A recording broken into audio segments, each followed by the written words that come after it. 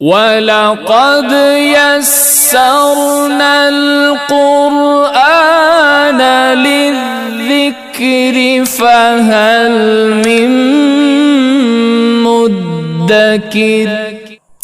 حضرت علی رضی اللہ تعالی عنہ سے کسی نے پوچھا، آپ امیر المؤمنین ہیں، آپ نیچے کیوں بیٹھتے ہیں؟ آپ نے جواب دیا، نیچے بیٹھنے والا کبھی گرتا نہیں۔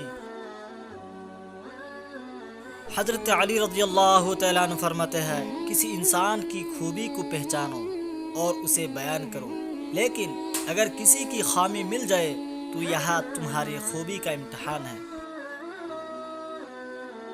حضرت علی رضی اللہ تعالیٰ عنہ فرماتے ہیں، ایسے شخص کو کبھی مت گوانا جس کے دل میں تمہارے لیے محبت، فکر، عزت اور ساحت ہو۔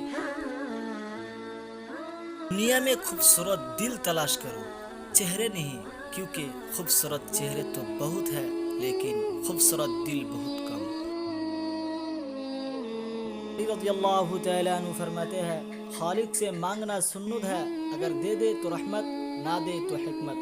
مخلوق سے مانگنا ذلت ہے، اگر دے دے تو احسان، نہ دے تو شرمندگی۔ رضی اللہ تعالی عنہ فرماتے ہیں، جو چغل خوری کی بات پر اعتماد کرتا ہے وہ اپنے دوست کو اپنے ہاتھوں سے گوا دیتا ہے۔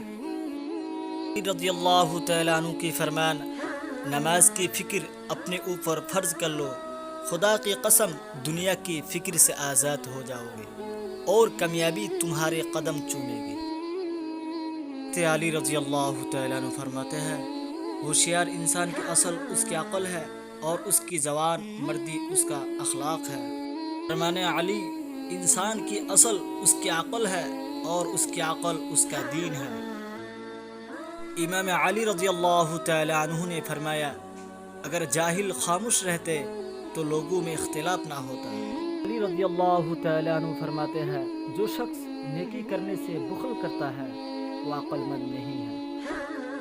جاہل کے سامنے عقل کی بات مت کرو، پہلے وہ بحث کرے گا، پھر اپنی ہار دیکھ کر دشمن ہو جائے گا۔